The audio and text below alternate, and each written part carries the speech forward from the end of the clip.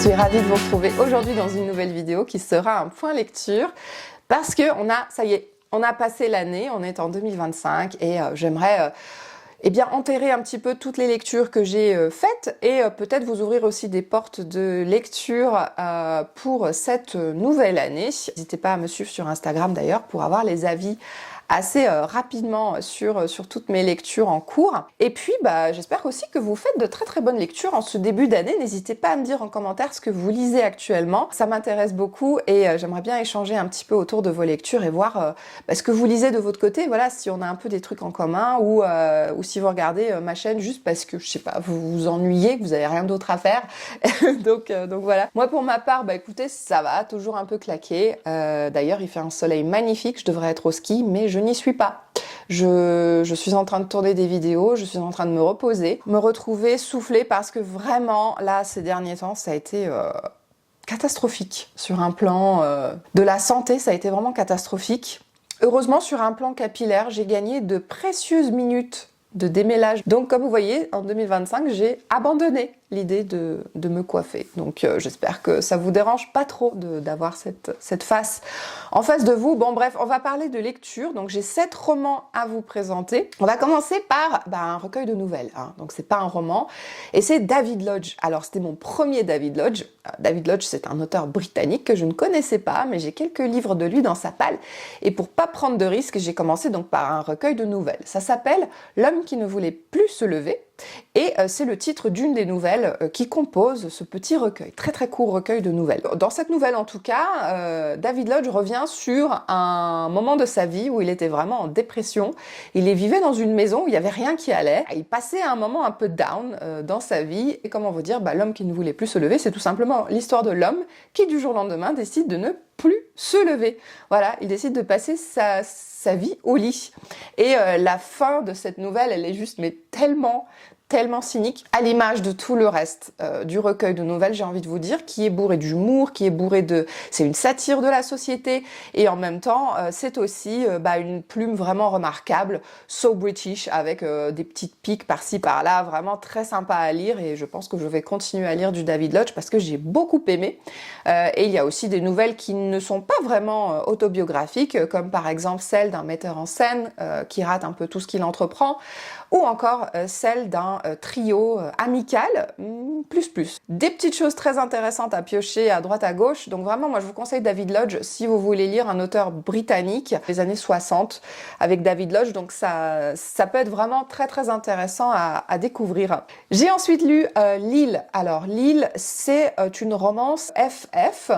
Voilà, et c'est une des premières fois que je lisais ce type d'ouvrage, donc contemporain, en même temps avec ce fond historique. C'est de Rose Bud Printemps, une autrice française qui est née à Cluses, donc une ville où j'ai vécu il y a quelque temps. Et j'ai découvert une femme non seulement écrivaine, mais aussi artiste peintre et assez engagée en fait dans la vie artistique.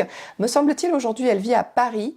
Elle a fait un petit crochet par l'est de la France aussi, donc un parcours assez incroyable de vie.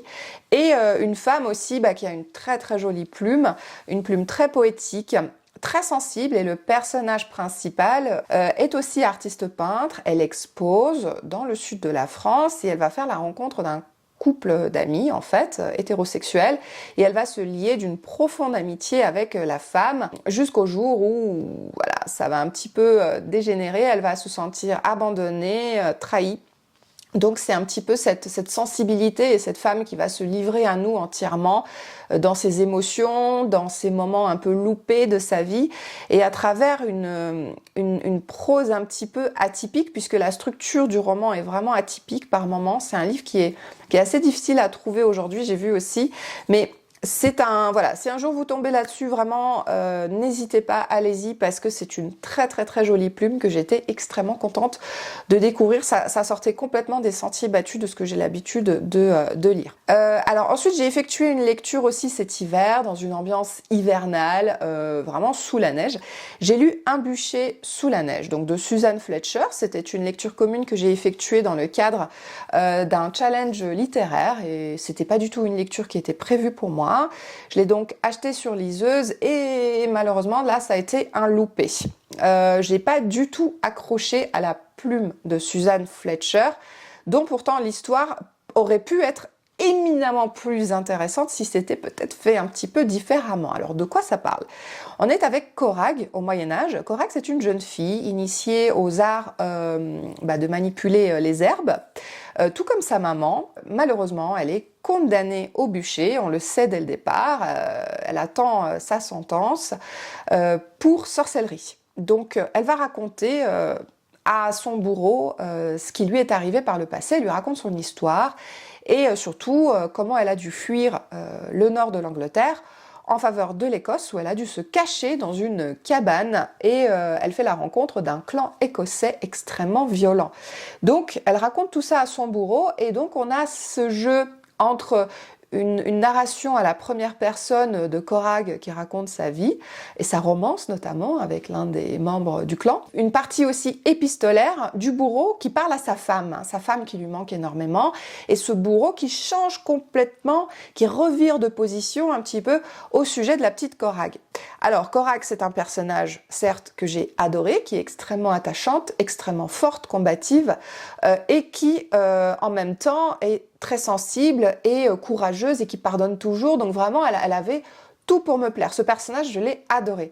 Et d'ailleurs, Suzanne Fletcher s'est inspirée d'événements réels pour ce livre, puisqu'elle a parlé d'un massacre, le massacre de Glencoe, et c'est super intéressant. Elle en parle tout à la fin de son livre, où elle donne un petit contexte historique et on se dit, mais pourquoi tu ne l'as pas davantage développé en fait dans ton livre?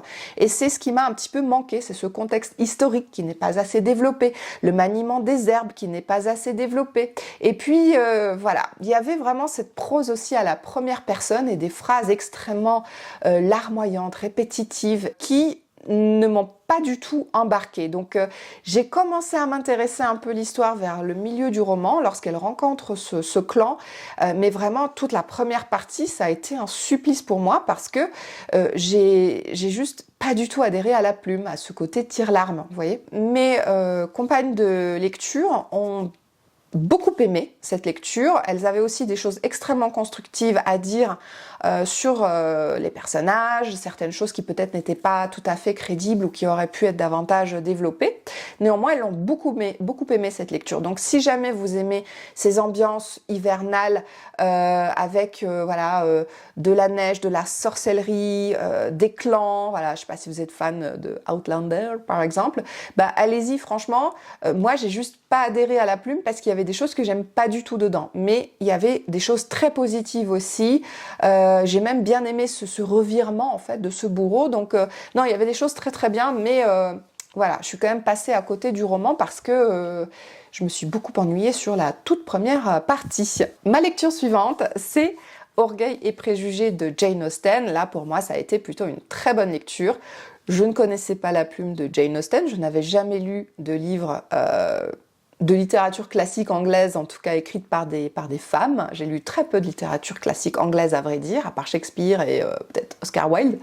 Mais voilà, là, j'ai découvert une nouvelle autrice et une très belle plume. Je l'ai écoutée en audio, à vrai dire, et ça m'a beaucoup stimulée. J'ai beaucoup aimé la façon dont c'était lu et raconté. Donc, écoutez, Jane Austen avec Orgueil et préjugés, c'est une histoire qu'on va plus vraiment présenter. On est dans la société anglaise avec donc des manigances, des manipulations pour essayer de marier ses filles le mieux possible, et notamment dans la famille dont est issue donc la protagoniste, Elisabeth, bien sûr. Et c'est une grosse satire de la société, mais vraiment ça transpire à travers du roman tout du long. On a vraiment ces manigances, cette mère qui est tellement caricaturale, et puis le personnage d'Elisabeth que j'ai beaucoup aimé, qui a toujours du répondant, qui ne se laisse pas faire. Et c'est bien pour ça que Monsieur Darcy, tombe éperdument amoureux d'elle. Donc c'est pour moi, ça a été vraiment juste parfait de A à Z. Alors oui, ça traîne en longueur. C'est pas le genre de choses que je lis d'habitude. Mais là, j'avoue que Jane Austen m'a totalement embarquée dans son histoire. Tout simplement parce que c'est un roman qui est très important. C'est pas une simple histoire d'amour. Il y a vraiment toute une description très critique, très acerbe de la société anglaise victorienne et voilà. Et j'ai juste adoré cette lecture. Je vous conseille Orgueil et préjugés 1000 fois. Alors ensuite, je vais vous parler d'un abandon, malheureusement. C'est Un don de Toni Morrison. Je pense que j'ai enchaîné les lectures un petit peu trop rapidement. Et Toni Morrison, j'étais juste pas dans le mood pour le lire. C'est une histoire, on parle d'asservissement, on est dans l'Amérique des colons, l'Amérique dans ses balbutiements, on est en Virginie. Et écoutez, moi j'ai pas du tout réussi à rentrer dans cette histoire qui est racontée par ces différents protagonistes d'une même famille. Donc, j'ai pas adhéré en fait à la plume, je l'ai trouvé un petit peu complexe. J'étais juste pas dans le mood pour cette lecture, donc peut-être je réessayerai de lire du Toni Morrison avec autre chose, mais pour le moment, pour moi, ça a été vraiment à louper. Mais c'est pas grave, parce que j'ai aussi découvert des choses incroyables en cette fin d'année. J'ai découvert La plume d'Agatha Christophe. Avec Le Grand Cahier, qui est le début d'une trilogie, la trilogie des jumeaux, qui a été adaptée au cinéma d'ailleurs.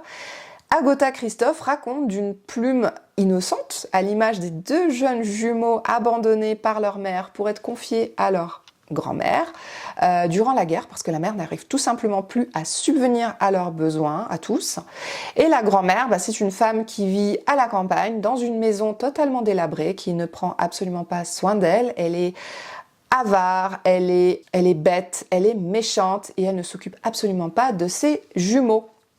Elle leur pique leur argent de poche, elle n'ouvre même pas les lettres que leur envoie leur maman et voilà. Donc c'est tout simplement une personnalité très particulière, mais c'est pas grave, c'est pas elle qui est au cœur de ce très court roman, organisé autour de petits chapitres, mais une plume incroyable, mais vraiment c'est écrit de manière très très simple, mais elle arrive à faire passer tellement de choses dans un si petit roman. Il y a très peu d'auteurs qui sont capables de faire ça. Et là, Agatha Christophe m'a juste bluffée. Les jumeaux sont sarcastiques, ils sont intelligents, ils ont soif d'apprendre, ils se démerdent par eux-mêmes totalement dans la vie. Ils apprennent à voler, à mentir, mais aussi à aider, à subvenir aux besoins des autres, à comprendre des situations qui les dépassent à leur âge. Et voilà, ils travaillent ensuite aussi pour acheter des cahiers, des crayons pour pouvoir étudier. Ils étudient le seul bouquin qu'ils ont sous la main, c'est-à-dire la Bible. Et en même temps, ils font là aussi l'apprentissage d'eux-mêmes et l'apprentissage de la vie. Dans des scènes, par moments, il y a des scènes vraiment très très violentes. Je pense notamment à des scènes de zoophilie. Donc c'est pas un livre à prêter à vos enfants, hein. Clairement pas. Il est référence au sexe, il est référence à plein de choses, mais en même temps, c'est fait d'une plume magistrale. Donc comment vous dire, ça passe mes crèmes. J'ai juste adoré, j'ai bouffé ce livre, et à la fin du tome 1, on est là, mais pardon, comment pardon il faut que je continue. Tu ne peux pas arrêter ça comme ça. Bah si, voilà, elle a arrêté comme ça. Donc là, je suis à la recherche du tome 2, clairement. Je pense que je vais peut-être visionner le film aussi. Mais un chef-d'œuvre. C'est un chef-d'œuvre, vraiment. Agatha Christophe m'a retournée, c'est une autrice hongroise, et on est dans le contexte de la guerre, sans jamais la mentionner, hein, cette guerre, sans jamais mentionner les Allemands. On sait qu'il y a des gens qui parlent une autre langue, on sait que il y a des fusils qui sont planqués quelque part, et d'ailleurs les jumeaux ils sont pour quelque chose. Ils font du chantage, ils font chanter le curé du village. Non mais c'est un truc de malade, c'est un truc de malade, vraiment, et on est dans une satire de la société, une critique de la société très très très forte et des pires horreurs que l'humanité peut produire durant la guerre. Voilà, j'ai lu quelques œuvres comme ça très poignantes sur la guerre, mais je repense aussi à ce livre-là. Et en fait, vraiment, Agatha Christophe m'a scotché. Elle m'a bluffé total. Je ne pensais pas rentrer dans quelque chose comme ça. C'est vraiment incroyable. C'est un livre que je peux conseiller à beaucoup beaucoup de gens, parce que c'est poignant, et même si vous n'êtes pas, je sais pas, un très grand lecteur, ça peut vous parler. parce que là, pour le coup, les chapitres sont très courts, ça se lit très vite, et voilà. Et ça envoie du lourd, ça envoie des émotions, ça envoie des choses très dures, ça envoie des images de guerre, et ça envoie le pire de ce que l'humanité, mais aussi le meilleur de ce que l'humanité peut produire. J'ai aussi fait une magnifique lecture commune. J'ai lu Le nom de la rose d'Umberto Eco en toute fin d'année. Alors, comment vous dire, c'était mon deuxième Umberto Eco, puisque j'ai lu Le pendule de Foucault, qui déjà pour moi a été une grande aventure. Et là, avec Le nom de la rose, comment vous dire, ça a été pareil, c'est un chef-d'œuvre. Ce livre, c'est, je pense, une de mes meilleures lectures de l'année. D'ailleurs, je vous en parlais dans ma précédente vidéo. Et là, on est dans un huis clos, dans un monastère où un moine arrive avec son apprenti et ils vont devoir résoudre une enquête autour d'un meurtre, puis une série de meurtres très mystérieux. Le film a été bien sûr articulé autour d'un film qui est aujourd'hui très célèbre, je pense que la plupart d'entre nous ont vu.